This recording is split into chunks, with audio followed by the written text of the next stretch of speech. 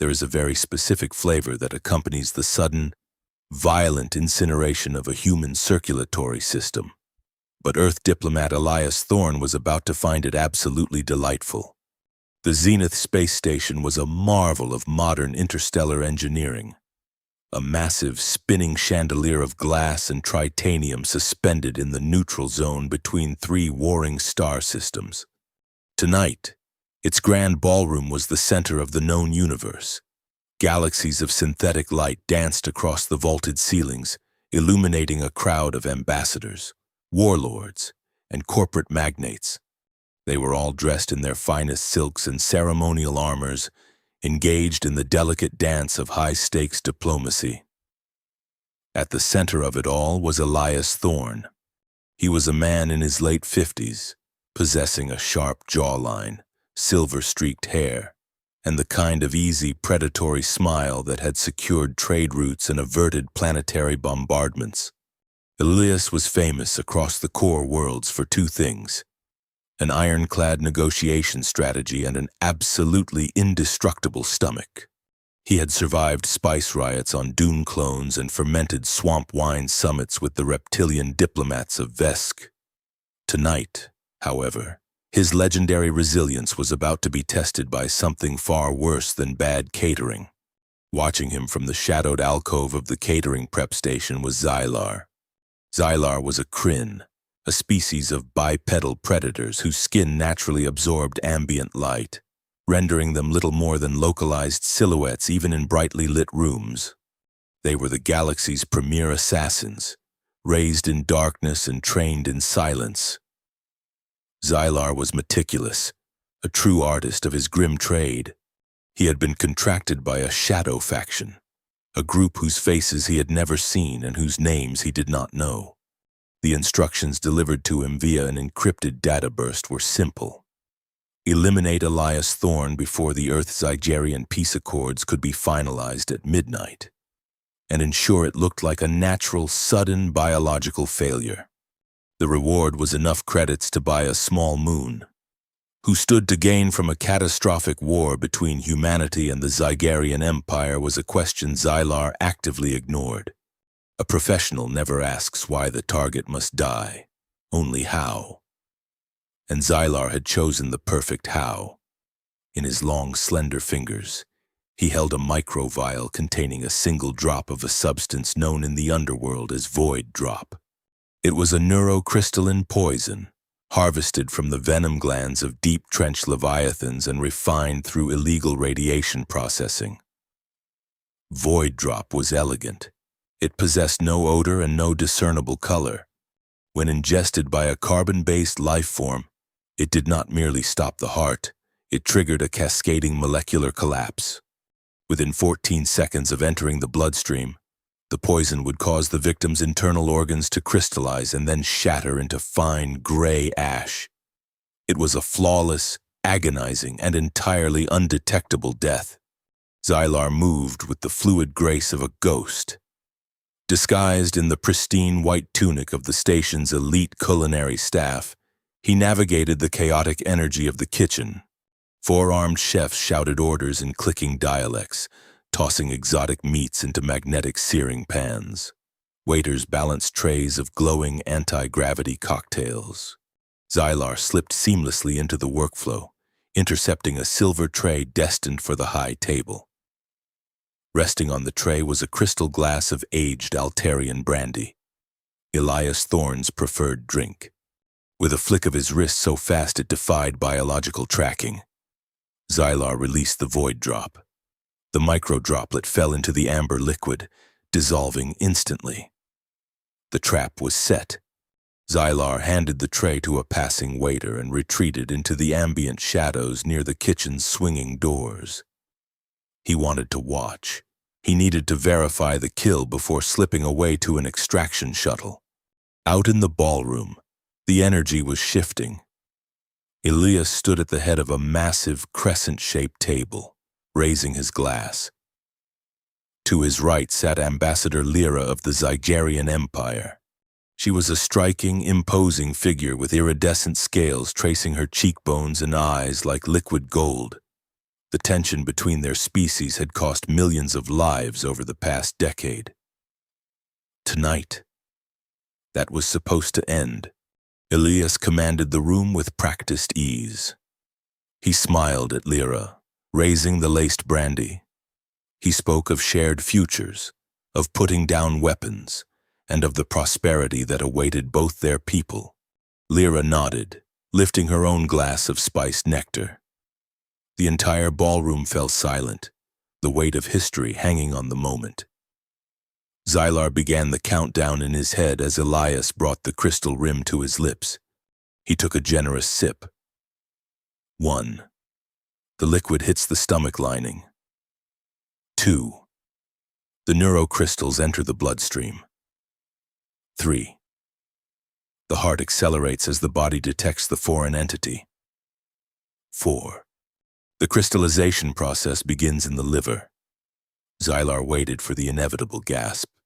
He waited for Elias to clutch his chest, for the color to drain from his face, for the violent collapse that would shatter the fragile peace of the Zenith station. 5. 6. 7. Elias lowered the glass. He did not gasp. He did not clutch his chest. Instead, he stopped speaking entirely. A strange, highly concentrated expression washed over his face. He stared down at the amber liquid in his hand. 10, 11, 12. The diplomat should be dead. His organs should be dust. Elias swirled the liquid, bringing it up to his nose and taking a deep, inquisitive sniff. He took another sip, this time rolling the liquid around his mouth, closing his eyes as if trying to solve a complex mathematical equation. 14. 15. 20 seconds passed. Xylar felt a cold spike of pure, unprecedented terror pierce his chest. The void drop had failed. That was scientifically impossible. It was a physical constant of the universe, like gravity or the speed of light. Carbon-based life forms die when introduced to void drop. Yet, there was Elias Thorne, standing perfectly upright, his cheeks flushed with what looked entirely like healthy vitality. "My friends," Elias finally spoke, his voice booming across the silent ballroom, entirely ignoring the grand political speech he had been in the middle of delivering. "I must apologize. I have been to the finest galas in the Orion Cygnus arm. I have dined with emperors and tasted the forbidden nectar of the deep core. But this..." He held up the glass, the amber liquid catching the light of the nebula chandeliers. Elias turned sharply toward the bewildered waitstaff standing near the head table. "Who mixed this? Who is running the bar tonight?" The head waiter, a nervous avian alien whose feathers were visibly shaking, stepped forward. "See, sir, is there a problem with the vintage?" "A problem?" Elias barked, his face lighting up with intense enthusiasm. "A problem? This is a revelation. It starts with the standard woody notes of the Altarian oak. Yes, but then, bam! A sharp, intensely metallic undertone. It's like a battery acid reduction, but refined. It coats the palate with a tingling sensation that I can only describe as profoundly hostile, yet somehow deeply comforting. And the finish. It leaves a lingering heat that feels like I just swallowed a miniature fusion reactor. It is extraordinary." Ambassador Lyra looked at him, her golden eyes narrowing in confusion. "Elias, are you quite all right? You look vibrant." "Vibrant, Lyra, does not begin to cover it. I feel like I could run through a bulkhead. I feel like I could arm wrestle a hyper-bear." Elias slammed the glass down on the table, startling the dignitaries. "I must speak to the chef, or the bartender, or whoever is responsible for this masterpiece. Bring them out here immediately. I will not sign a single treaty until I get the recipe for this drink." In the shadows, Xylar stood frozen. His mind raced. cycling through every variable, every possibility. Had the poison expired? No. He harvested it himself. Had the human biology fundamentally changed overnight? Unlikely. He was trapped in a nightmare. His target was not only alive, but he was publicly demanding an audience with his assassin. The shadow faction that hired Xylar did not tolerate failure. They would scour the galaxy to erase him for this embarrassment. "I demand the mixologist," Elias's voice echoed, carrying a jovial but absolute authority. Security personnel, massive figures in kinetic armor, began moving toward the kitchen doors. Xylar realized he had seconds to make a choice. He could try to run, fighting his way through the most heavily guarded space station in the sector, a desperate bid that would almost certainly end in his death. Or he could step forward into the glaring light of the ballroom, a master assassin, a creature of pure lethality, dragged into the spotlight to explain the flavor profile of a biochemical weapon to a human who treated assassination attempts like a tasting menu. The heavy kitchen doors swung open as security guards marched in. They zeroed in on the staff, demanding to know who had prepared the diplomat's drink. Xylar slowly exhaled, stepping out of the shadows and smoothing down the front of his pristine white chef's tunic. Walking to your own execution is a standard occupational hazard for an assassin. But being asked to critique the murder weapon as a culinary achievement is a uniquely agonizing psychological torture. Xylar stepped into the blinding light of the ballroom, flanked by two towering station security guards whose kinetic armor hummed with latent energy. The Kryn assassin kept his head bowed, presenting the perfect image of a terrified, subservient kitchen worker. Inside, his twin hearts hammered against his ribs in a chaotic rhythm. He was standing feet away from the man he had just murdered, a man who was currently vibrating with an impossible radiant energy. Elias Thorne leaned across the crescent table, his silver eyes locking onto the disguised alien. He looked healthy, unnervingly healthy. The faint gray pallor that usually accompanied deep space travel had vanished, replaced by a robust, flushed complexion. He gestured broadly with the half-empty glass of Altarian brandy. "You," Elias said, his voice ringing with absolute delight, "are you the architect of this magnificent concoction?" Xylar offered a stiff, practiced bow, his light-absorbing skin making him look like a two-dimensional shadow poured into a chef's uniform. He modulated his vocal cords to mimic the deferential, reedy tone of a lower-tier station worker. "I am responsible for the beverage preparation for the high table." "Yes, sir." "Brilliant," Elias beamed, ignoring the bewildered murmurs of the galactic dignitaries surrounding them. "Absolutely brilliant. I need to know your process. The initial profile is standard, but the finish is extraordinary. There is a distinct note of crushed starlight, followed immediately by the sharp, undeniable edge of bitter almond. And the mouthfeel. It possesses a viscous density that coats the throat before vaporizing into pure kinetic warmth." Xylar stared at the human diplomat. The crushed starlight Elias was describing was the highly radioactive decay of the Leviathan venom. The bitter almond was the cyanide-adjacent bonding agent used to stabilize the neurocrystals. The kinetic warmth was the poison aggressively trying, and failing, to turn the man's lungs into a fine, powdery ash. It is a highly specialized infusion technique. Xylar lied smoothly, pulling words from his cover identity's culinary programming.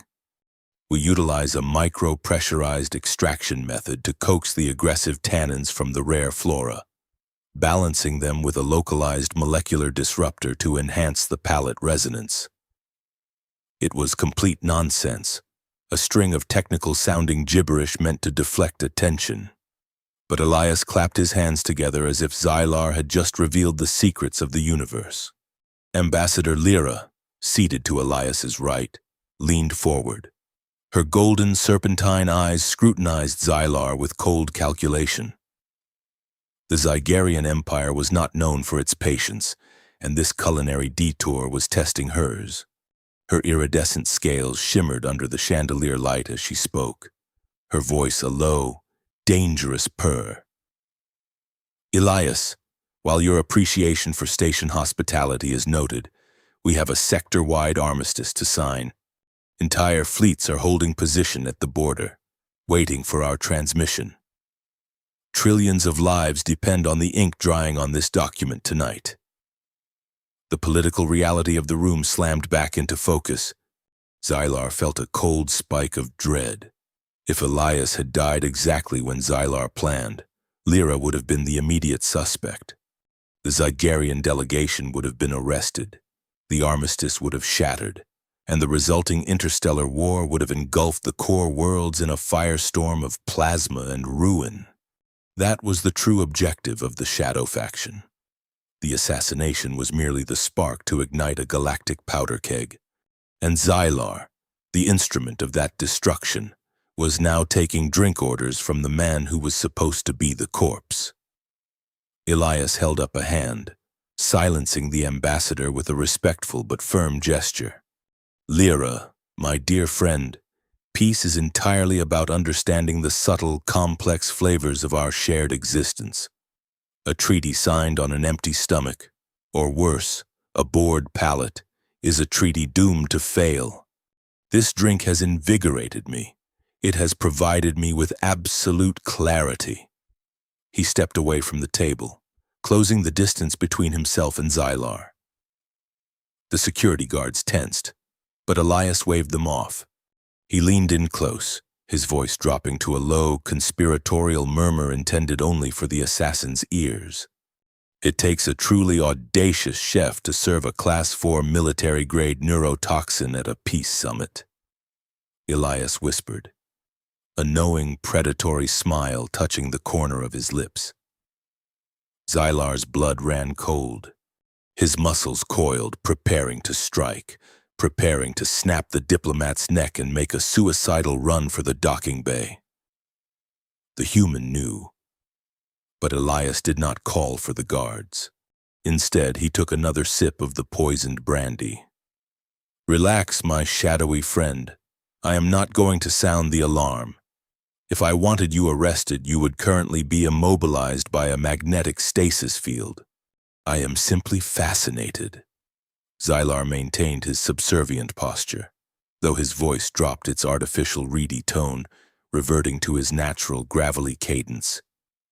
You should be dead. Your internal organs should be a localized dust storm. Ah, yes. Elias chuckled softly. Under normal biological parameters. Absolutely. But humans are delightfully adaptable creatures. Have you ever studied the First Contact Wars? I am an acquirer of targets, not a historian, Xylar replied, his eyes scanning the room for exits. Pity, Elias said, swirling the deadly liquid. During the siege of the Proxima colonies, my unit was caught in the blast radius of an experimental Zygarian spatial anomaly, a weapon designed to rewrite the molecular structure of the atmosphere. It killed 90% of my battalion. The rest of us were fundamentally altered. A rare genetic mutation, the medics called it. My cellular mitochondria were forcefully reprogrammed by the ambient radiation. Elias took another deeply satisfying swallow of the void drop. To put it in layman's terms, Elias continued, my body no longer processes standard nutrients efficiently, but toxins, heavy metals, neurocrystalline poisons, my biology recognizes them as high-yield, hyper-concentrated fuel. The deadlier the compound, the better the rush. Your little concoction here is the best espresso I have had in 30 years. Xylar stared in profound existential disbelief. The galaxy's most lethal assassin had been inadvertently hired to serve the galaxy's most important diplomat, an energy drink. So, Elias said, stepping back and raising his voice to a normal, jovial volume for the room to hear. "I have a proposition for you, Chef. I have a long night of intense negotiations ahead of me. I am going to need a continuous supply of this extraordinary beverage to keep my edge. You are going to remain by my side for the duration of this summit. And when it is over, you and I are going to have a very long, very private conversation about your recipe and exactly who provided you with the ingredients." Xylar realized the invisible trap had snapped shut. His employers would already be monitoring the summit's live feeds. They would see Elias Thorne alive, laughing, and holding his treaty. They would know Xylar had failed. The Shadow faction did not issue warnings, and they did not offer second chances. By sunrise, a dozen more assassins, hunters who did not share Xylar's subtle artistry, would be descending on the Zenith station to finish the job and erase the Kryn who bungled it. He was a dead man. Unless, of course, he stayed close to the one man in the universe who seemingly could not be killed. "It would be my honor, Ambassador." Xylar bowed deeply, the irony of the situation tasting far more bitter than any poison he had ever brewed. A master assassin's greatest weapon is his absolute anonymity. But Xylar was rapidly discovering that a chef's pristine white tunic is a remarkably effective shroud for a dead man walking. The immediate crisis of the Zenith Gala had passed. The dignitaries retiring to their secure quarters under the assumption that the Earth diplomat was simply an eccentric culinary enthusiast. Now, inside the heavily shielded walls of Elias Thorne's private diplomatic suite, the illusion evaporated. Xylar paced the length of the luxurious room, his light-absorbing skin drinking in the illumination from the luminescent wall panels. He moved with the agitated energy of a trapped predator. His shadow employers, a syndicate known only as the Obsidian Directorate, were practically omniscient. They monitored the galactic communication relays. They knew Elias was alive, which meant they knew Xylar had failed. The punishment for failure within the Directorate was not a reprimand. It was a molecular disassembly. Elias sat comfortably on a velvet lounger, casually swirling the last dregs of his poisoned brandy. He looked like a man who had just enjoyed a brisk morning jog. His skin flushed and his eyes bright with chemically induced vitality. He watched the Kryn assassin measure the dimensions of the room, calculating escape vectors that did not exist. "You cannot outrun them," Elias stated, his voice calm and pragmatic. "The station security grid will lock you down before you reach the hangar bays. And even if you secure a shuttle, the Directorate will have bounty hunters waiting at every jump gate in the sector. You are a ghost, Xylar. But right now, you are a very visible ghost." Xylar stopped pacing and turned his featureless, shadowy face toward the diplomat. "The Directorate does not leave loose ends. They will send the sweepers. They are not artists like me. They are brute force exterminators. They will breach this hull and vent the entire atmospheric sector into hard vacuum just to ensure we both expire. Then it is incredibly fortunate that you are now under my direct protection," Elias replied, setting his empty glass down on a glass table. "As of this exact moment, I am granting you full diplomatic asylum under the sovereign banner of United Earth. You are no longer an illegal combatant. You are my personal executive chef and dietary consultant." Xylar stared at the human. The proposition was absurd. An interstellar assassin taking refuge behind the bureaucratic red tape of the man he was hired to butcher. It was an insult to his deadly profession. Yet it was the only viable shield he had left. "There is, of course, a minor condition to your asylum," Elias added, leaning forward with a predatory glint in his eye. "You are going to teach me how to synthesize that beverage. My body is burning through the toxins at an accelerated rate, and I require a steady supply to maintain this level of cognitive and physical optimization during the treaty negotiations. You will transition from taking lives to sustaining mine. An uneasy, profoundly bizarre alliance was forged in that moment. Over the next 48 hours, the opulent diplomatic suite transformed into a makeshift, highly illegal chemistry lab. Xylar, a being trained in the silent arts of garrotes and neurotoxins, found himself wearing an apron, deeply exasperated by his new student. Elias was an eager but clumsy apprentice. He lacked the microscopic precision required to handle volatile compounds. Xylar had to swat the diplomat's hands away as Elias recklessly tried to measure out raw leviathan venom by eye, a mistake that would have melted the station's floor plating. The assassin was forced to draft meticulous color-coded recipe cards. For a man who treated deadly biological weapons like a new hobby. This absurd domesticity served a dual purpose. It kept them alive, and it provided Elias with a unique tactical advantage. The peace talks with the Zygerian Empire had reached a critical, hostile stalemate over the control of the hyperlanes bordering the neutral zone. Ambassador Lyra was unyielding, a master of political stonewalling. Elias knew that standard negotiation tactics would fail. He needed a different battlefield. He invited Lyra to his private suite for an off-the-record, intimate dinner.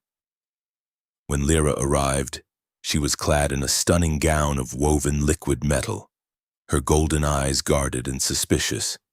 She expected a trap, or at the very least, a grueling night of diplomatic arm-twisting. Instead, she was greeted by the intoxicating aroma of roasted spices and seared exotics. Elias guided her to a small, elegantly set table near the viewport, overlooking the vast swirling colors of the local nebula. He was charming, disarming, and entirely focused on her. He did not mention the hyperlanes or the troop deployments. He poured her a glass of perfectly safe vintage wine and signaled for his new chef to begin the service. Xylar emerged from the kitchen area, carrying silver platters with the stiff resentment of a captive king.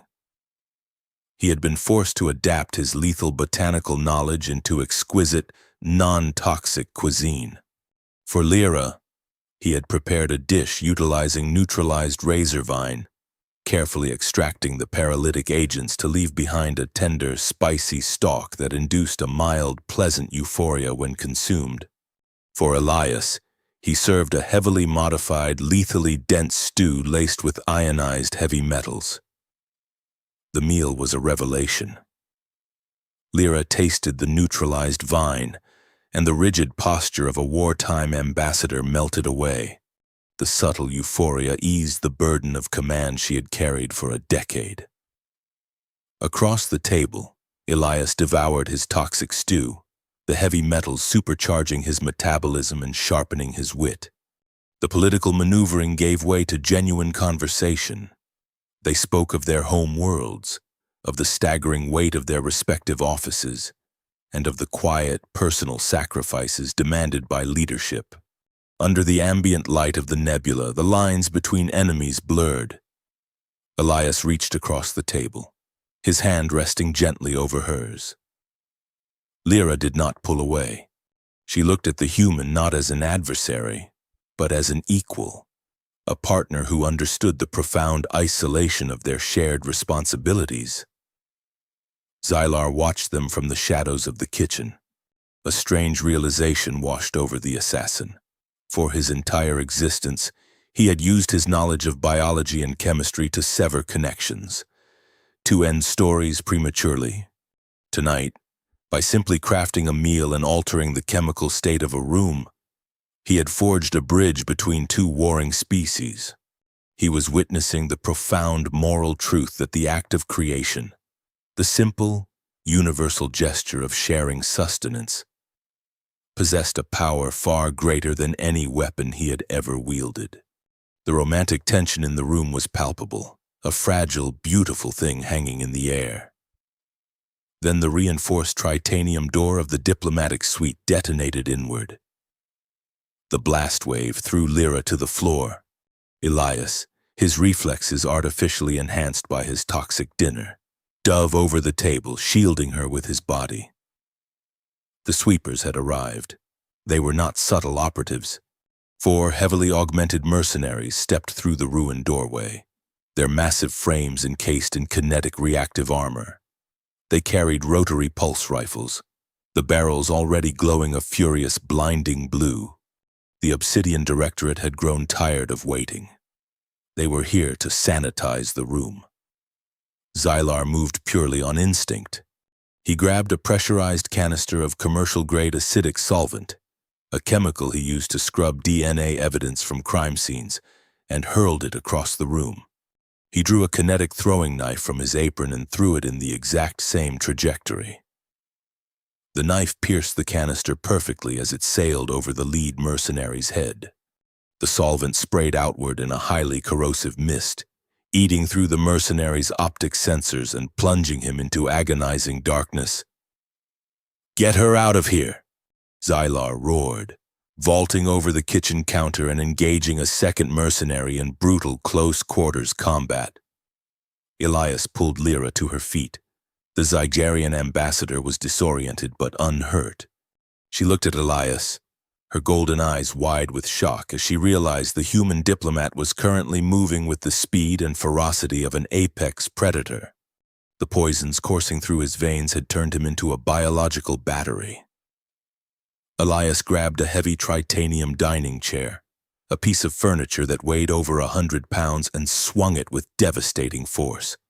The chair collided with a mercenary's chest plate, the kinetic impact shattering the armor and sending the massive soldier crashing backward into the corridor. "We are compromised," Elias shouted over the deafening roar of pulse rifle fire melting the luxurious walls of his suite. "The Zenith station is no longer safe. The Directorate has infiltrated station security if they manage to get heavy weapons onto this deck." Xylar ducked a lethal sweep of a plasma blade, driving his knee into his attacker's unprotected joint. He broke away, sprinting toward Elias and Lyra. He pointed toward the heavy reinforced viewport overlooking the nebula. "The maintenance shafts behind the ventilation grid," Xylar ordered, his breath coming in ragged gasps. "They lead directly to the lower hangar bays. We have to move now before they lock down the bulkhead doors." Elias turned to Lyra, his expression a mixture of regret and fierce determination. "The peace talks will have to wait. Ambassador, go to your delegation. Lock down your sector of the station. Trust no one until I contact you." Lyra gripped his arm, her scales shimmering. "You are a target, Elias. Whoever is doing this wants the war to continue, which is exactly why I am going to survive," Elias promised, offering her a reckless, confident smile. He and Xylar tore away the decorative wall paneling, exposing the grimy utilitarian maintenance shaft hidden behind the luxury of the VIP suite. They dove into the narrow, dark tunnel just as the remaining mercenaries laid down a suppressing fire that vaporized the spot where they had been standing seconds before. Crawling through the suffocating darkness of the station's infrastructure, Elias and Xylar were now fugitives. They were cut off from Earth Command, hunted by a faceless syndicate, and rapidly running out of the specialized ingredients needed to keep Elias's bizarre metabolism functioning. To survive, they needed a safe haven, a place where the laws of the core worlds held no power. They needed to navigate the treacherous currents of the galactic underworld to find the one place that sold illegal neurotoxins over the counter. They were heading to the Omega Market, and the true hunt was only just beginning. There is a distinct metallic tang to a black market built entirely inside the hollowed-out ribcage of a dead, planet-sized leviathan. It tastes like desperation, recycled oxygen, and very expensive secrets. The Omega Market was a lawless interstellar bazaar floating in the lawless expanse of the Terminus systems. A sanctuary for smugglers, rogue scientists, and individuals who preferred their commerce entirely unregulated. Here, the glowing marrow of the ancient beast had been excavated to make room for thousands of neon-lit stalls, hanging from the colossal bone structure like luminous parasites. Above the sprawling chaos, Futuristic security drones with heavily armed underslungs patrolled the airspace, their red optic sensors scanning the crowds for unpaid debts rather than actual crimes. To Xylar, this chaotic den of iniquity was a tactical nightmare, a place where a knife could slip between your ribs from a dozen different angles. To Elias Thorne, who was currently experiencing the severe metabolic crash of a man rapidly running out of military-grade toxins, it was the galaxy's most exciting grocery store. Elias navigated the crowded, zero-gravity thoroughfares with a determined stride, pulling Xylar along through throngs of heavily armed mercenaries and multi-limbed scavengers. The diplomat was beginning to lose his artificial flush. The gray pallor of baseline human frailty was creeping back into his cheeks, and a slight tremor had taken residence in his hands. His unique cellular structure, having tasted the ultimate high-octane fuel of the void drop, was now aggressively demanding more. Xylar watched him with a mixture of professional concern and profound exasperation. The Kryn assassin had spent his entire life mastering the art of remaining unseen. Yet he was now playing bodyguard to a man haggling loudly over the price of radioactive isotopes in the middle of a pirate haven. They bypassed stalls selling stolen military hyperdrives and vats of illegal cloning biogel, heading deeper into the market's underbelly, known as the Apothecary District. Here, the air was thick with a cloying chemical fog. They stopped at a reinforced stall illuminated by a sickly ultraviolet glow. The vendor was a towering, cybernetically enhanced reptilian named Riven, whose remaining organic eye tracked them with predatory interest. Spread across his counter were vials of agonizing death, neatly arranged by their lethality index. Elias leaned against the counter, tapping a finger against a reinforced glass cylinder containing a swirling, violently glowing cyan liquid. This was the neurosap of a deep-trenched leviathan, the raw, unrefined core ingredient required to synthesize Xylar's masterpiece. "I need 3 deciliters of the deep-trench sap," Elias demanded, his voice dropping into the authoritative cadence he usually reserved for planetary despots. "And do not attempt to sell me the synthetic imitation from the outer rim. I am an absolute purist. I can taste the chemical preservatives, and they ruin the mouthfeel." Riven crossed his massive hydraulic arms, the servos whining softly in protest. "The pure sap is highly restricted, human. Simply possessing it within core world space carries an immediate sentence of molecular disintegration. It will cost you 500,000 credits. And I do not offer refunds if you accidentally turn your own spinal cord into glass on the way back to your ship." Elias did not flinch. He produced a blank, encrypted cred stick from his jacket and tossed it onto the counter. "I assure you my spinal cord will be absolutely delighted." As Riven reached for the cred stick, the chaotic hum of the market was suddenly pierced by the unmistakable high-pitched whine of a targeted plasma sniper charging its capacitors. Xylar did not think. He reacted. He grabbed Elias by the collar of his tailored diplomatic jacket and hurled him backward into a pile of stacked fusion batteries. A microsecond later, a blinding beam of superheated plasma vaporized the exact spot where Elias's head had been, melting a clean smoking hole straight through Riven's reinforced counter. The entire Apothecary District erupted into violent motion. Panic surged through the crowd as alien merchants slammed heavy shutters over their illicit goods. Above them, a squad of heavily armored bounty hunters dropped from the upper walkways, activating anti-gravity boots to slow their descent. These were not the brute force sweepers sent by the Obsidian Directorate to the Zenith Station.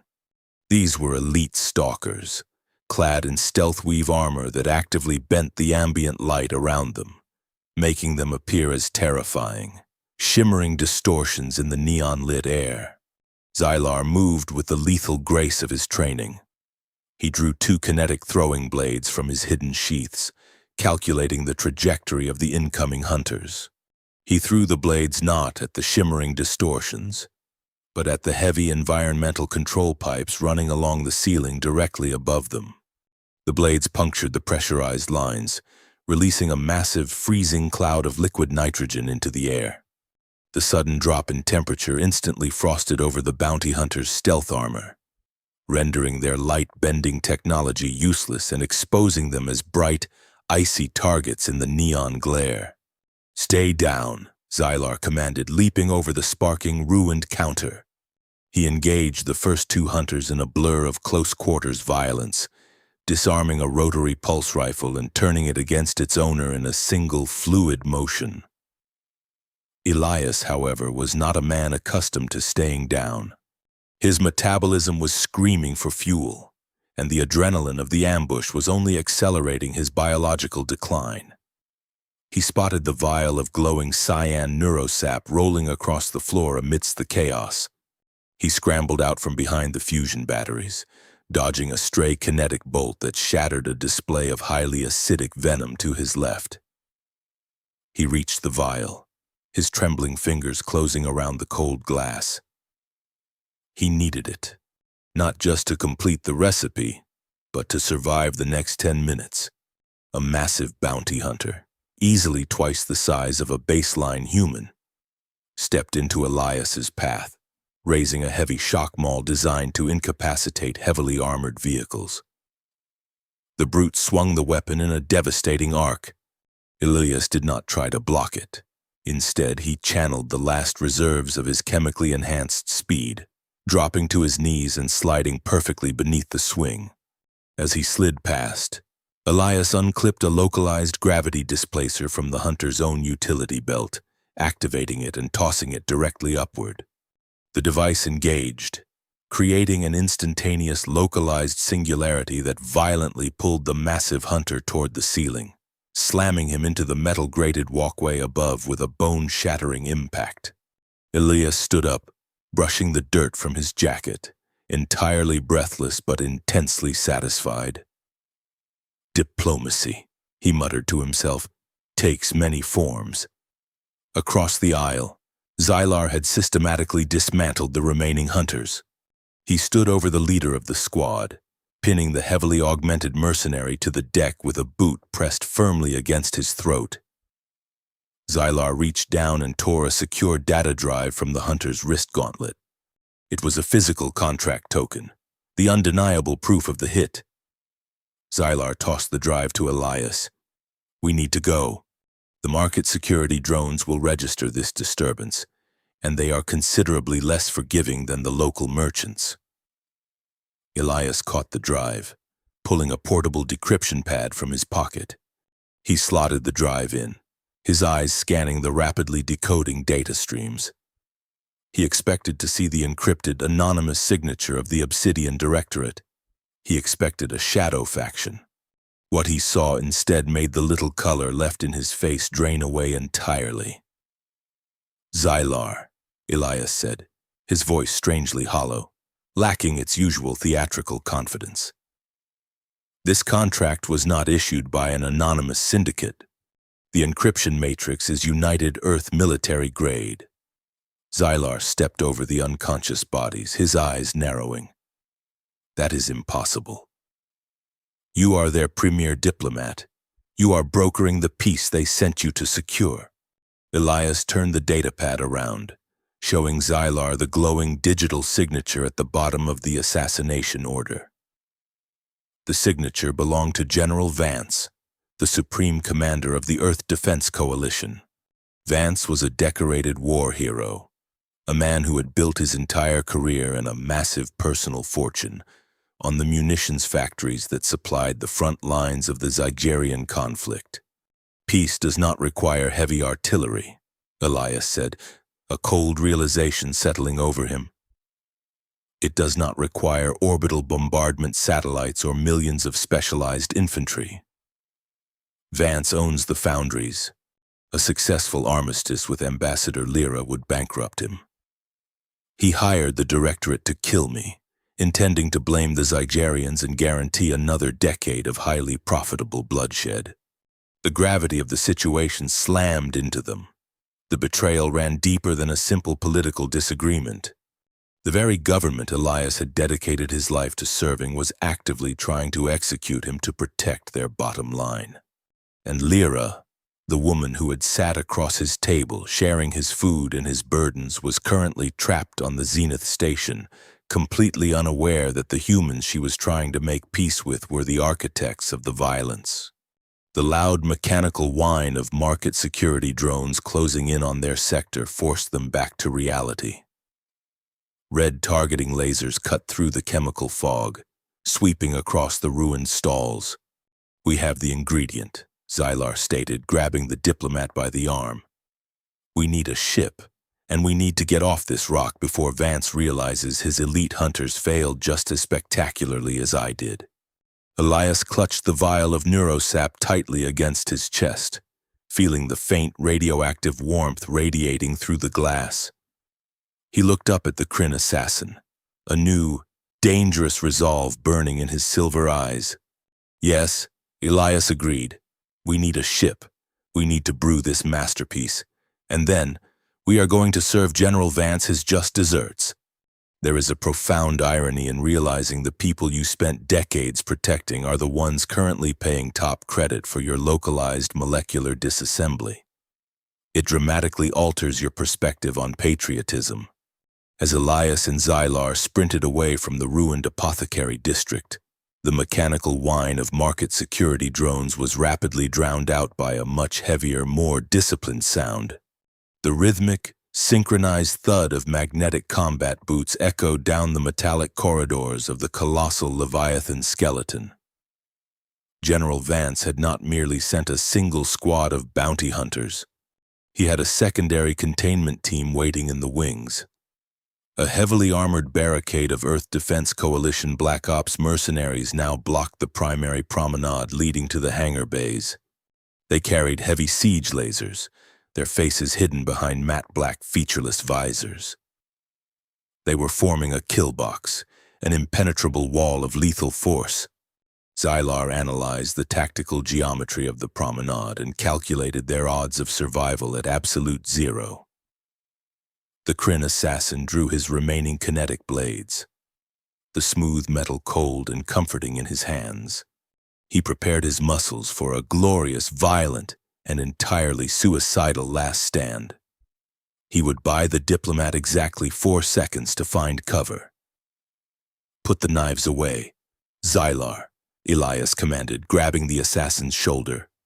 The diplomat was pale, his hands shaking violently as the metabolic crash accelerated, but his mind remained terrifyingly sharp. "This is a free market.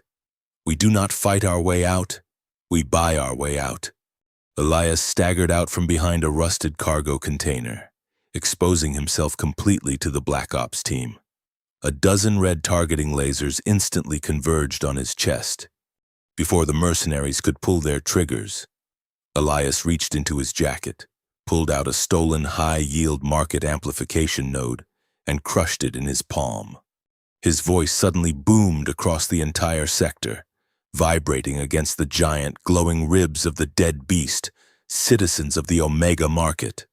Elias roared, his voice carrying the commanding theatrical cadence of a man addressing a planetary assembly. "Look upon the promenade. The Earth Defense Coalition is not here for a simple bounty. They are establishing a beachhead. General Vance intends to annex this sovereign trading hub and seize your assets under martial law." The bustling market abruptly fell dead silent. Thousands of heavily armed smugglers, warlords, and syndicate enforcers stopped what they were doing and turned their attention toward the blockade of Earth soldiers. As a recognized authority of the core worlds, Elias continued, his voice echoing like thunder, "I hereby invoke the universal salvage right. Any citizen who neutralizes this illegal military incursion is granted full ownership of their advanced kinetic armor, their siege lasers, and their stealth technology. Happy hunting. Greed is the single most reliable constant in the universe." The hesitation lasted exactly 1 second. Then, a massive cybernetic cephalopod from the Crimson Syndicate roared a battle cry, raising 4 heavy plasma cannons. The entire market descended on the Earth mercenaries like a swarm of hyper-predators. The disciplined kill box dissolved instantly under a chaotic, overwhelming torrent of unregulated black market firepower. In the ensuing carnage, Xylar guided the trembling diplomat through the maintenance trenches beneath the promenade. They breached a high-security impound lot, bypassed the biometric locks on a sleek, aerodynamic Zygerian blockade runner, and launched. They punched through the market's atmospheric containment field, leaving the explosive chaos behind, and initiated a blind, violently abrupt jump into hyperspace. The immediate silence of faster-than-light travel settled over the stolen ship. The adrenaline evaporated, leaving Elias completely depleted. He collapsed into the co-pilot's chair, his breathing shallow, his skin taking on a dangerous, translucent quality. The human was dying, starved of the lethal toxins his mutated cells now demanded to function. Xylar did not waste a syllable. He grabbed the glowing vial of deep-trenched neurosap they had risked their lives to secure and sprinted toward the ship's small utilitarian galley, while the assassin turned the kitchen into a hazardous materials lab. Elias dragged himself over to the primary communications console. His fingers danced across the holographic interface, bypassing standard security protocols to establish an illegal, quantum-entangled tight beam connection. He routed the signal through half a dozen dead relays to mask their location, finally pushing the transmission through to the Zenith station.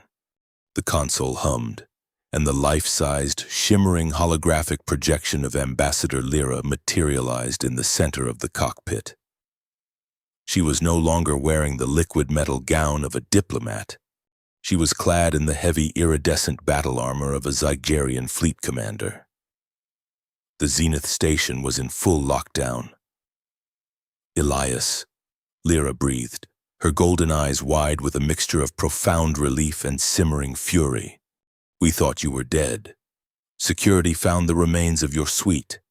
My fleets are currently charging their primary weapons, preparing to fire on Earth command for this assassination. You must hold them back. Lyra, Elias urged, his voice raspy and weak. It was not your people, and it was not a rogue faction. It was General Vance. He hired the Obsidian Directorate to kill me and frame the Zygerian Empire. He wants this war to continue to line his own pockets with munitions contracts. Lyra stared at him, the geopolitical reality of his words settling over her. The betrayal was staggering. The man commanding the human fleets was the true architect of the slaughter. She looked closely at Elias, noticing his shallow breathing and his frail posture. The polished, invincible negotiator was gone, replaced by a vulnerable man risking his last breaths to save billions of lives. You are risking everything to tell me this, Lyra said softly, the harsh lines of her face softening. Why? Because a treaty signed on a lie is just a ceasefire, Elias replied, managing a weak, genuine smile. And because I promised you a dinner without politics, I intend to keep that reservation. Lyra stepped closer to the holographic projector, reaching out a gauntleted hand as if she could pull him through the quantum divide. Survive this. Elias Thorne. When this is over, there will be no more vast tables between us. No more borders, just you and me. I will see you on Earth, Ambassador, Elias promised, cutting the transmission before his failing strength completely gave out.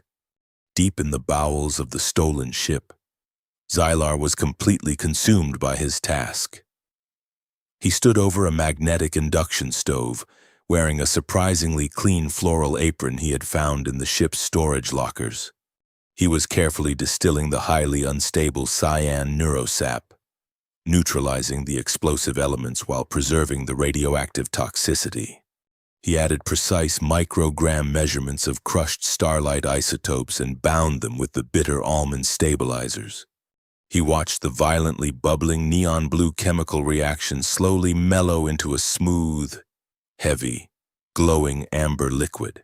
The terrifying, lethal aroma filled the galley, but as Xylar stirred the deadly brew, something entirely unprecedented happened within the Kryn assassin. He felt a profound, warm sense of purpose. For his entire existence, Xylar had viewed chemistry and biology as equations of subtraction. He calculated the exact moment a heart would stop, the precise second a lung would collapse. He was a master of ending stories. But right now, he was carefully balancing flavor profiles. He was analyzing viscosity and considering pairing notes. He was creating something designed to sustain life, to provide energy, to bring pleasure to an impossibly mutated human. A spiritual awakening washed over the Shadow Walker. Destroying a life took only a momentary application of force and left nothing behind but a cold void. Crafting a meal, however, was an act of profound creation. It required empathy, precision, and love. It was a vastly superior art form to the cold mathematics of murder. He was no longer just an instrument of death for faceless syndicates. He was a chef, and his patron was starving. Xylar poured the steaming lethal concoction into a heavy tritanium mug and walked briskly back to the cockpit. He handed the mug to Elias. "Drink," Xylar ordered, his voice carrying a new, quiet pride. Elias took the mug with trembling hands and drank deeply. The reaction was instantaneous. The heavy metals and neurocrystals hit his mutated cellular structure like a solar flare. His eyes rolled back momentarily, a deep flush of vibrant color rushing back into his pale cheeks. He let out a long, satisfied sigh, the tremor completely vanishing from his fingers. "Perfection," Elias whispered, looking at the empty mug with absolute reverence. "Xylar, you are a culinary genius." The Kryn assassin offered a stiff, formal bow, adjusting his floral apron. "We have our fuel, Ambassador." Elias stood up, the predatory, confident energy fully restored. His mind was racing, formulating a strategy that bordered on sheer madness. "Yes, we do. Now we simply have to figure out how two wanted fugitives in a stolen blockade runner are going to bypass the most heavily fortified planetary defense grid in human history, land on Earth, and crash a peace summit. When you have just consumed a beverage with a radioactive half-life, the universe tends to come into terrifyingly sharp focus. Elias Thorne stood in the center of the stolen Zygerian freighter, his mind operating at a brilliant, hyper-connected velocity. The heavy metals and neurocrystals of the void drop were currently treating his mutated cellular structure like a high-performance fusion engine. He felt no fatigue, no fear, and absolutely no hesitation.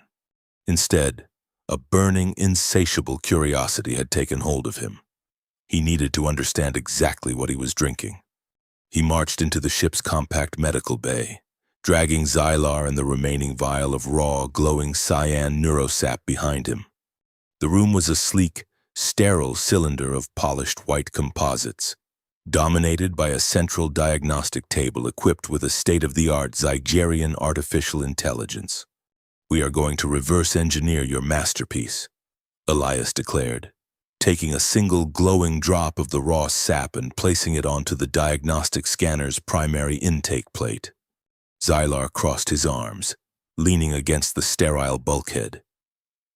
The assassin was still wearing his stolen floral apron, entirely unbothered by the absurdity of the garment. "I have already provided you with the exact measurements, Ambassador. The molecular bonding process is an art form, not a mathematical equation. You cannot simply ask a machine to replicate the soul of a chef. I am not looking for a recipe, Xylar. I am looking for a history lesson," Elias countered, his fingers flying across the holographic terminal. The medical AI engaged with a low, resonant hum. A massive three-dimensional projection of the sap's molecular structure bloomed in the center of the room. It was a breathtakingly complex lattice of glowing geometric shapes, spinning and folding in on itself in a constant, mesmerizing state of flux. It did not look like a weapon. It looked like a living, breathing constellation. The AI's synthesized voice filled the room, translating the data into standard Earth dialect. Analysis complete. Compound recognized. Core structural matrix. The Genesis isotope. Warning. This substance has been classified as a Level 1 restricted galactic asset for 3 centuries. Xylar pushed himself off the bulkhead, his shadowy face tilting toward the towering projection. The Genesis isotope? The Syndicate always claimed the venom was a natural defense mechanism of the deep-trenched Leviathans. The Leviathans are just carriers, Elias murmured, his silver eyes reflecting the glowing blue lattice. They must have ingested the raw isotope from deep-sea geological vents and synthesized it into their venom over countless generations. But look at the original structure. Xylar. Look at the data tags. Elias expanded a section of the hologram. The AI highlighted specific molecular chains, attaching clinical descriptions to the complex shapes. Primary function: aggressive cellular regeneration. Secondary function: atmospheric purification and rapid soil alkalization. The assassin and the diplomat stared at the projection in absolute, stunned silence. The implication was staggering. "This is not a poison," Xylar whispered, the gravelly weight of his voice stripping away his usual stoic exterior. "This is a terraforming catalyst." Elias nodded slowly. During the first expansion, humanity and a dozen other species ruined countless worlds through unchecked industrial greed and orbital bombardment. We left behind dead rocks, choked by toxic atmospheres and irradiated soil. The ancient races, the ones who came before us, must have engineered the Genesis isotope as a planetary cure. It was designed to be dropped onto a dead world. It forces dead matter to rapidly adapt, rewrite its own structure, and explode into lush, life-sustaining biomes. Xylar looked down at his hands, the hands of a master assassin. The hands that had carefully measured out micrograms of this exact substance to execute political rivals and corporate whistleblowers. He had spent his entire career taking a miracle of creation and twisting it into a tool of absolute destruction. When you introduce a terraforming catalyst into a standard, fragile human body, Elias explained, tracing the glowing hologram with his finger, the body cannot handle the command to violently adapt and grow. The energy output is too massive. It causes the organs to crystallize and shatter from the sheer force of the forced biological rewrite. It is not killing them. Xylar. It is trying to turn them into an entire ecosystem, and their baseline biology simply cannot survive the process. A profound, suffocating tragedy settled over the room. It was the ultimate bitter joke of the cosmos. The greatest tragedy of the galaxy was not that evil existed, but how reliably and swiftly the tools of boundless creation were weaponized by fear and greed. The Obsidian Directorate had found a cure for dying planets and monetized it as an undetectable murder weapon. "I have been an idiot," Xylar stated, his voice tight with a sudden fierce self-loathing. "I believed I was an artist. I believed I was the apex of my profession. I am nothing but a butcher hacking apart a masterpiece to sell the scraps." "You are a chef, Xylar," Elias corrected him firmly, placing a hand on the Kryn's shoulder. "A chef takes the raw ingredients of the universe, no matter how bitter or harsh, and refines them into something that sustains life. My mutated cells survived the Zygerian anomaly years ago. My body already experienced a violent rewrite. That is why the Genesis isotope does not shatter me. My biology recognizes the catalyst and accepts it as pure energy. You kept me alive, and now you are going to help me stop a war." Elias dismissed the molecular hologram, replacing it with a rotating, tactical map of Earth.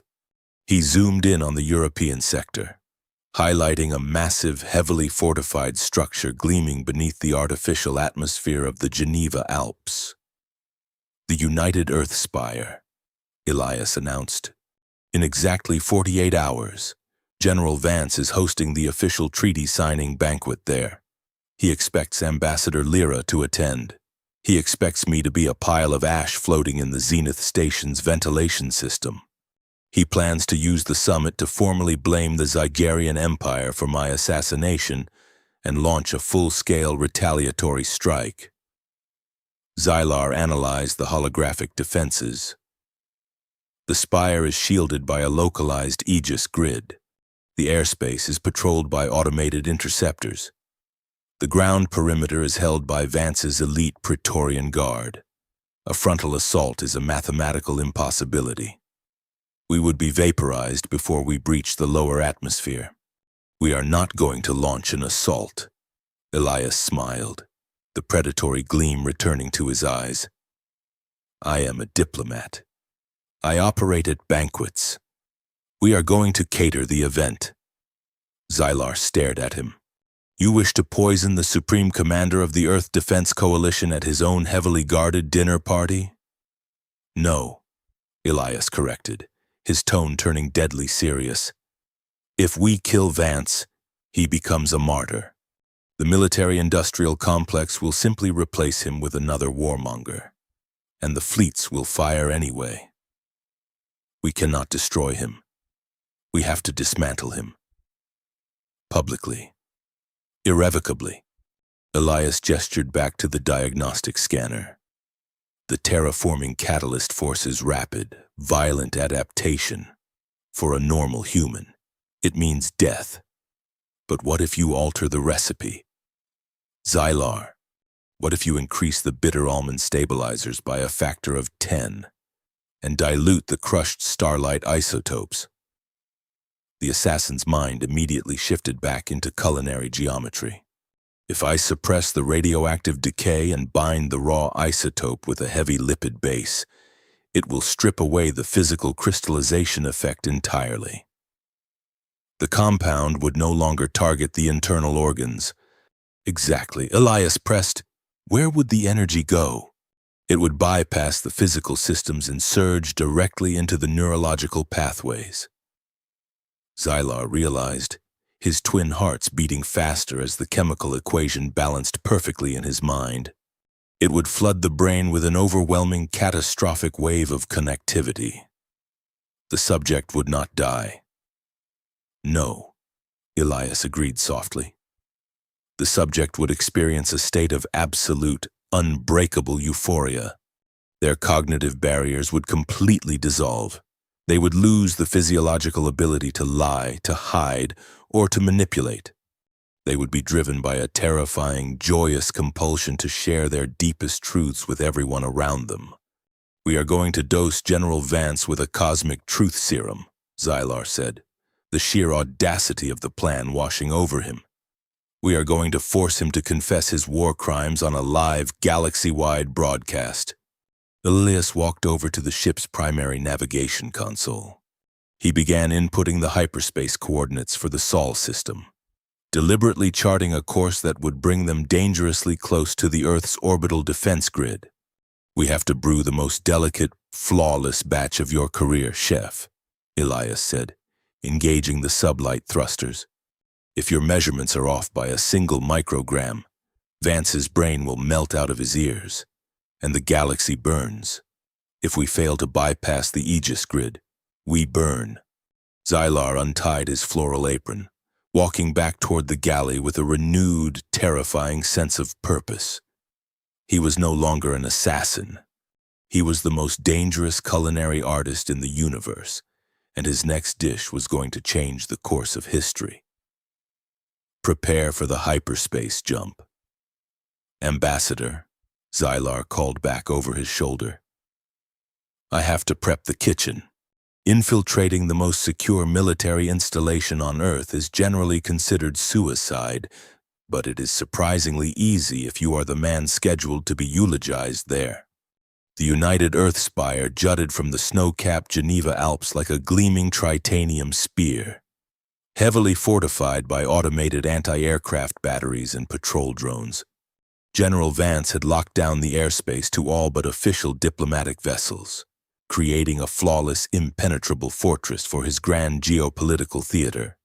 Fortunately, Ambassador Lyra possessed the highest diplomatic clearance in the galaxy, and her Zygerian dreadnought made for an excellent Trojan horse. Elias and Xylar had docked their stolen freighter in the dreadnought's massive hangar bay just beyond lunar orbit. Now, clad in the heavy face-obscuring ceremonial armor of Lyra's personal honor guard, they walked directly through the Spire's towering front doors, their weapons unchecked and their identities hidden behind polarized visors. The Grand Hall of the Spire was a masterclass in aggressive opulence. Thousands of military officials, corporate magnates, and interstellar dignitaries sat at long crystal tables, bathed in the artificial starlight of holographic chandeliers.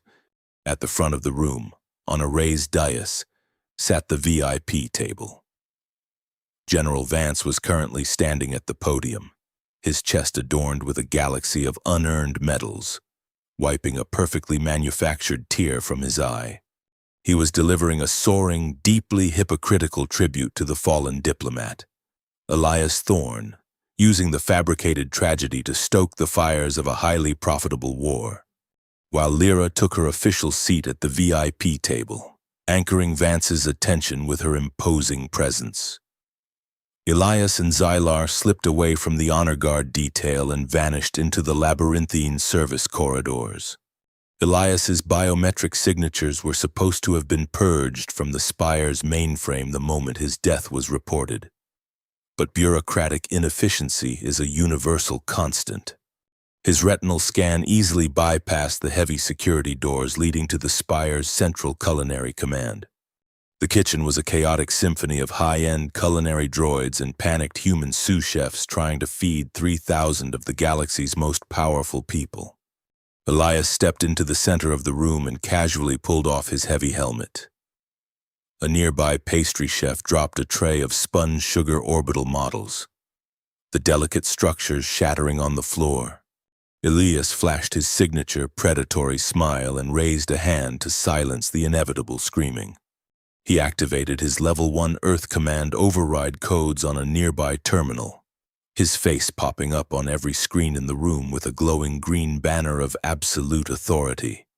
He calmly informed the terrified staff that reports of his molecular disassembly had been greatly exaggerated, and that there had been a slight, highly classified adjustment to the Supreme Commander's main course.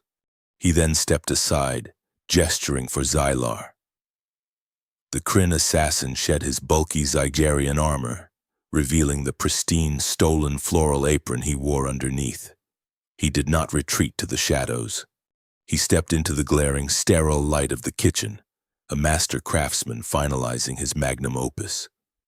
Xylar moved with terrifying efficiency. He commandeered a magnetic searing station, taking a premium vat-grown cut of Altarian Wagyu and bringing it to a perfect, mathematically precise temperature. Then he unstoppered the thermal flask containing the modified Genesis isotope. The liquid inside was no longer a violently glowing cyan.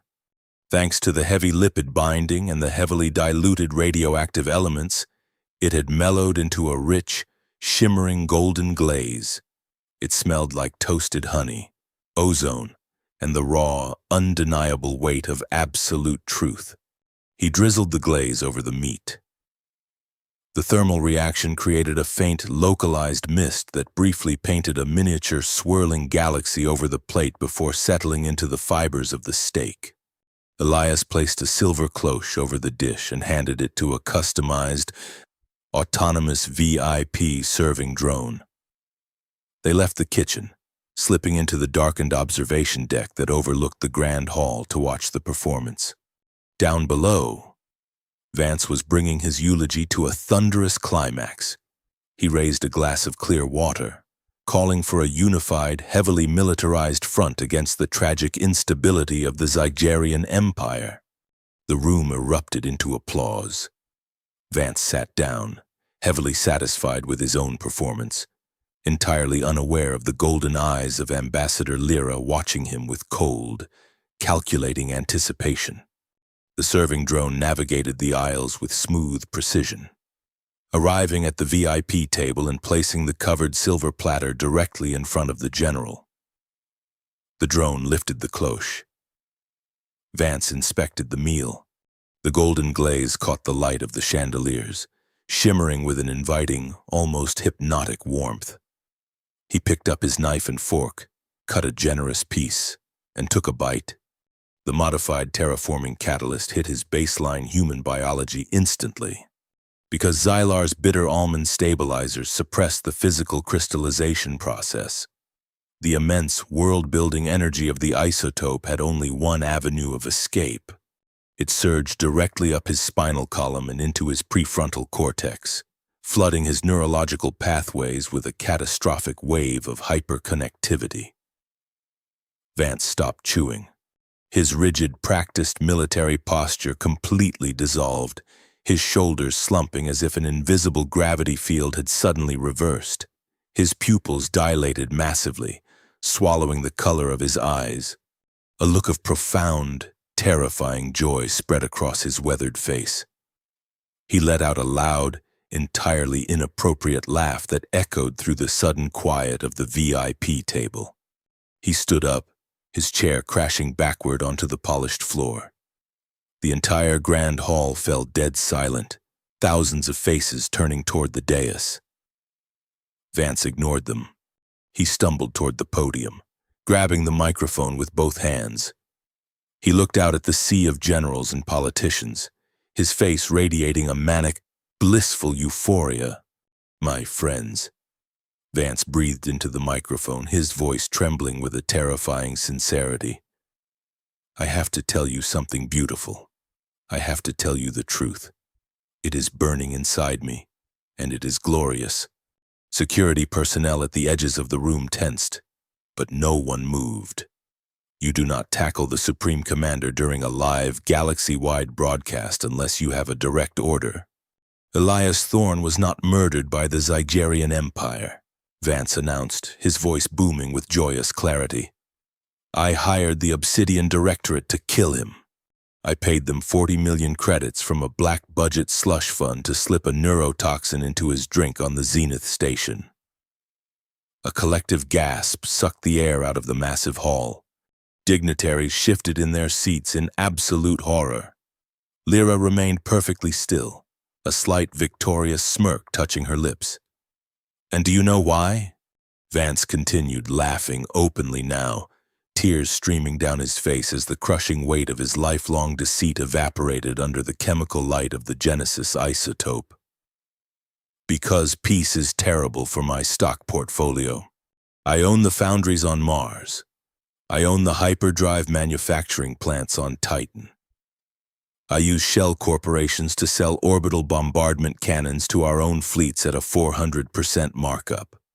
If Elias signed that treaty, I would lose billions. Billions! So I tried to burn the galaxy to keep my factories running." He leaned heavily against the podium, overwhelmed by the profound, beautiful sensation of absolute honesty. The truth serum had stripped away every cognitive barrier, every instinct for self-preservation. He was driven by a biological imperative to confess, detailing specific account numbers, naming co-conspirators in the front row, and outlining exactly how he intended to manufacture the retaliatory strike. On the observation deck, Xylar watched the chaotic collapse of the Earth Defense Coalition's high command. The assassin felt a strange, deep satisfaction that had nothing to do with taking a life. He had dismantled an entire corrupt regime with a perfectly balanced glaze. Military police finally broke through their shock, rushing the stage to rip the microphone from Vance's hands and drag the joyously sobbing general away. The live broadcast feeds were abruptly cut, but the damage was irreversible. Trillions of citizens across 100 star systems had just watched the architect of the war gleefully admit his guilt. The justification for the conflict had vanished in a matter of seconds. Elias turned away from the glass, adjusting his cuffs. The human diplomat looked at the Kryn chef, a silent understanding passing between them. The political landscape of the galaxy had just shattered, and they were the ones holding the hammer. Yet, the shadow faction that had supplied the poison still lurked in the dark, and the Zenith station was still heavily armed and waiting for a command that would never come. A galactic war is remarkably easy to stop when the man who ordered it is sobbing with absolute joy while handing over his own encrypted bank records to the military police. The fallout within the United Earthspire was instantaneous and beautifully chaotic. Within an hour of General Vance's euphoric, chemically induced public confession, the Earth Defense Coalition High Command fractured entirely. Aides were frantically deleting secure files, and complicit generals were suddenly discovering urgent, highly permanent appointments on distant, non-extradition mining colonies, out in the cold, silent vacuum of the Zenith sector. The Zygerian dreadnoughts powered down their primary weapons, their red targeting lasers winking out against the nebula like dying stars.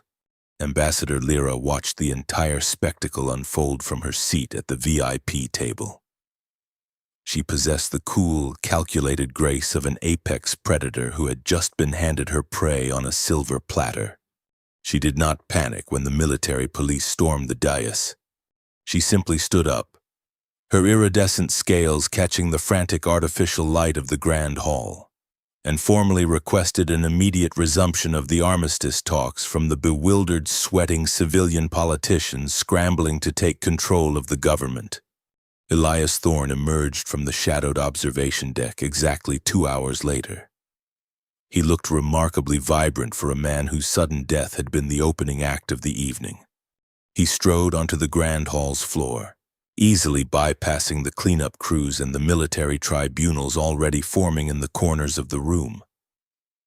He met Lyra at the center of the shattered banquet hall. They did not sit at opposite ends of a massive, imposing crescent table this time.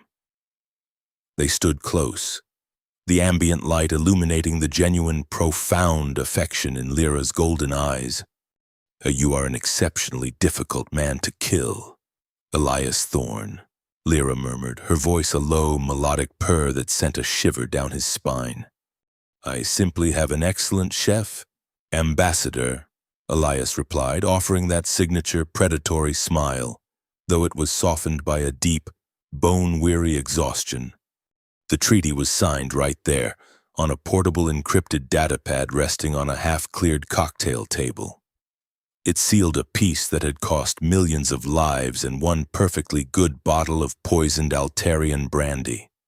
There was no grand ceremony, no blaring trumpets, and no posturing for the galactic press. It was just two weary leaders promising to build a future that did not rely on orbital bombardment or strategic assassinations. The diplomatic victory was absolute, but the universe is rarely a tidy place. The Obsidian Directorate, the faceless shadow syndicate that had weaponized the ancient Genesis isotope, still lurked in the dark, lawless corners of the Terminus systems. They were entirely aware that their most lethal operative had gone rogue, and they possessed the financial resources to hold a grudge across several star systems. A master assassin does not simply vanish without consequence, but if the Directorate's sweepers ever decided to come for Xylar, they would find him residing under the sovereign, heavily armed protection of United Earth. They would have to navigate a labyrinth of diplomatic red tape, and more importantly, they would have to secure a reservation. Xylar officially submitted his resignation to the Assassin's Guild by mailing his signature kinetic throwing blades into the heart of a dying sun. He traded the cold, silent arts of murder for the chaotic, fiery passion of a commercial kitchen. Deep in the heart of New York City, hidden behind an unmarked, reinforced tritanium door in the lower levels of Manhattan, he opened a restaurant. It had no name, no published menu, and a wait list that stretched for 3 standard Earth years. He had brought the exotic, dangerous flavors of the Omega market to Earth, refined them, and made them exquisite. Inside the restaurant, the ambiance was pure, distilled shadow, illuminated only by the soft, bioluminescent glow of alien flora hanging from the ceiling and the occasional violent flare of a magnetic searing pan. Xylar moved behind the open chef's counter with the exact same lethal grace he once used to dismantle heavily armed Black Ops mercenaries. His targets were now perfectly seared cuts of deep-void leviathan and complex, spicy reductions of neutralized razor vine. He was a master craftsman, bridging the cultural divide between warring species through the universal language of flavor. It was not uncommon to see a retired Zygerian warlord sitting at a table next to an Earth corporate magnate, both of them weeping silently over the sheer perfection of a zero-gravity soufflé. He found that the intense pressure of a Friday night dinner rush was vastly more rewarding than the cold isolation of a sniper's crosshairs. Whether he would ever attempt to synthesize the raw Genesis isotope to heal one of the galaxy's many dead worlds remained a quiet, ambitious thought in the back of his mind, a culinary challenge for another decade. Elias Thorne was his only permanent, unbooked regular. Once a week, the diplomat would slide into the private soundproofed booth at the back of the restaurant, exhausted from the grueling, endless work of maintaining interstellar peace. Lyra often joined him, her heavy liquid metal diplomatic gowns replaced by comfortable, elegant earth-spun fabrics. She relaxed entirely in his presence, her golden eyes softening as they shared a meal that required absolutely no political maneuvering, hidden agendas, or defensive posture. When the plates were cleared, Xylar would emerge from the kitchen, wiping his long, slender fingers on a pristine white apron, and place a steaming, heavy tritanium mug directly in front of the human. The beverage inside was always a violently glowing amber, perfectly balanced, humming with the contained world-building energy of the Genesis isotope. Elias would lift the heavy mug, breathing in the scent of ozone and bitter almond, and take a long, deep sip. The lethal radioactive toxins would hit his mutated cellular structure instantly. It supercharged his biology, flushing the diplomatic fatigue from his system in a brilliant, euphoric rush of pure kinetic energy. The color would return to his cheeks, his silver eyes would sharpen, and he would let out a long sigh of profound contentment. He would always compliment the Kryn chef on the subtle, sharp notes of crushed starlight, and Xylar would offer a short, formal bow before returning to his kitchen. It is a strange, beautiful truth of the cosmos. You can possess vast armadas of heavily shielded warships. You can deploy experimental spatial anomalies that rewrite atmospheric chemistry. And you can hire the most lethal entities in the dark to enforce your absolute will. But true power, the kind that alters the fundamental structure of the galaxy and turns sworn enemies into lifelong partners, rarely comes from the barrel of a kinetic pulse rifle. It is found in the quiet, profound act of creation. It is found when two fundamentally different beings sit down together, lower their kinetic shields, and share the simple, undeniable humanity of a good meal. And sometimes, if you are very lucky, that meal comes with a side of perfectly stabilized military-grade neurotoxin. Thank you for watching. If you enjoyed this journey across the stars, please like, subscribe, and share this video with your fellow interstellar travelers. Leave the word recipe in the comments below to let me know you survived the entire tasting menu. And please hit that hype button so this story can reach more viewers like you who appreciate a perfectly balanced narrative.